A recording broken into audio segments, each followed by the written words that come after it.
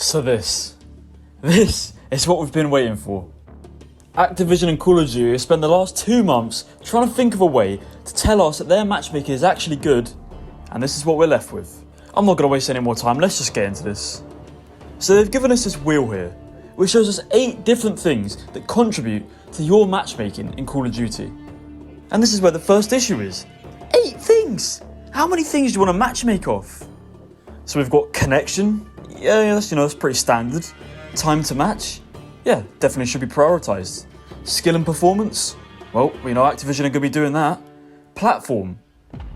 We'll get onto that later, I guess. Voice chat? I mean, what? Input device? Again, we'll get onto that later. Recent maps and modes? What? Playlist diversity? Well, I'm just very confused at half this stuff, I'll be honest. Alright, let's begin at the top of the wheel and work our way down. So we do have connection here. And they say, as the community will attest, ping is king. Connection is the most critical and heavily weighted factor in the matchmaking process. Ping is king. They've really come out and said it. They've come out and said it. And then we have the second point here, time to match, where they say, this factor is the second most critical to the matchmaking process.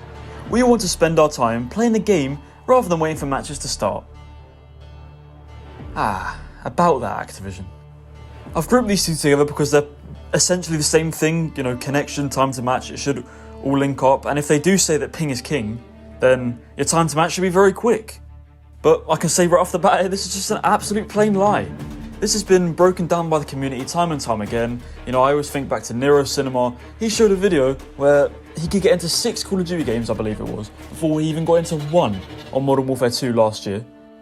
I showed my own experience of it in the Modern Warfare 3 review when it took about 20 seconds to get into the game. For Activision to come out and use the phrase, ping is king, after every single community member knows the true secrets behind this matchmaking system, they've single-handedly just slapped every community member in the face. I mean, we're not stupid. We see it when we're searching for a game, a little thing in the corner that tells us the area we're searching in, and it will keep increasing, and increasing. And do you know why it's increasing? Well, we'll get onto it now, because skill and performance is the next section in this wheel that Activision have given us. So, skill and performance. This is what they say, right? This is used to give our players, a global community with a wide skill range, the opportunity to have an impact in every single match. I mean, do I need to say anything else? Do I need to explain why this is wrong?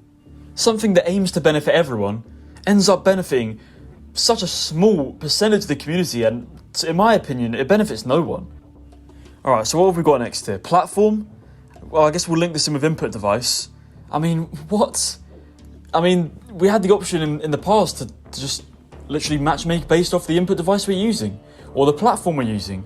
But now they're trying to incorporate it so everyone's together. I mean, just let us choose, let us have the choice.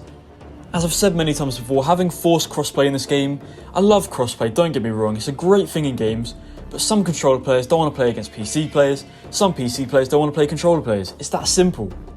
Oh, here's a good one. Voice chat. Sorry, what? You're matchmaking us based on voice chat? Again, it's just a simple choice. Either turn it on or turn it off. Are they that protective of players? They don't want to hear, oh, I don't want to hear bad words in Call of Duty. This game's an 18. That means it should be other adults playing up against other adults, and if they do happen to say something bad, so what? They're an adult, they move on with it, it's a game at the end of the day.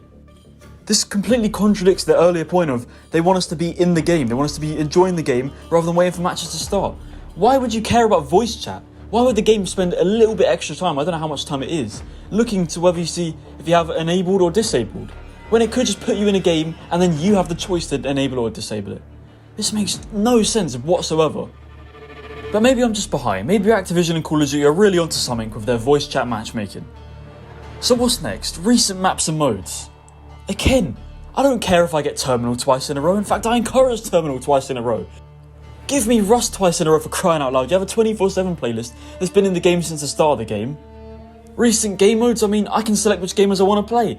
You're telling me if I put TDM on, it's going to then, he wants to play TDM? Oh, okay, we'll put him in TDM. Oh, he's just played Terminal.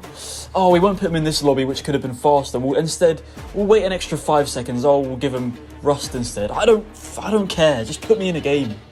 everything always comes back to contradict their point of they want you being in a game as fast as possible. Because this system proves time and time again they're not doing that. They're matchmaking you over skill, voice chat, recent maps and modes. Just put me in a game. And lastly, we have playlist diversity, which kind of links in with the last point as well. The number of playlists available for players to choose from. Again, it's another thing where just put me in a game. Like, I just want to choose a playlist. I want to choose domination. Just put me in a game with domination. I choose domination, hardpoint.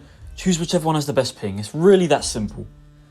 Do you want to know something that would fix every single issue pretty much that we have here, other than maybe skill and performance? Remember non-disbanding lobbies? Do you remember where you just chose one playlist? You know, you clicked on TDM, you clicked on domination, and it just put you in a game of TDM, of domination. And then you stayed in that lobby, you voted for maps, so the game didn't have to find which map you played on recently. This also solved the issue of voice chat, because guess what? If there was lovely people in voice chat, you could have it enabled, you could be speaking to them, or you could just listen to them in the background. And guess what? If you had people swearing, saying things you didn't like to hear, you could just turn it off.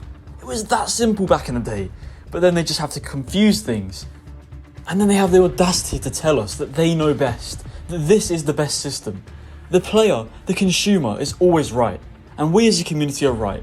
We should not accept this. This is basically them telling us, here's what we've had over the last 10 years, when we know it's wrong. I can tell you for a fact, without having to look into their behind the scenes systems, that Black Ops 2 had a better matchmaking system than Modern Warfare 3. So what have we learnt from this? Well, Activision are lying, and they're trying to paint a picture where ping is king, and that their matchmaking system is based on connection and time to match more than anything. When, as a community, over the last 4 years since Modern Warfare 2019, we've continuously seen members of the community break down the fact that this is just false. The way I see it is, this is 4 years too late, it's a bending of the truth, and it's a slap in the face to every single member of this community that buys this game every year in the little hope that things will change.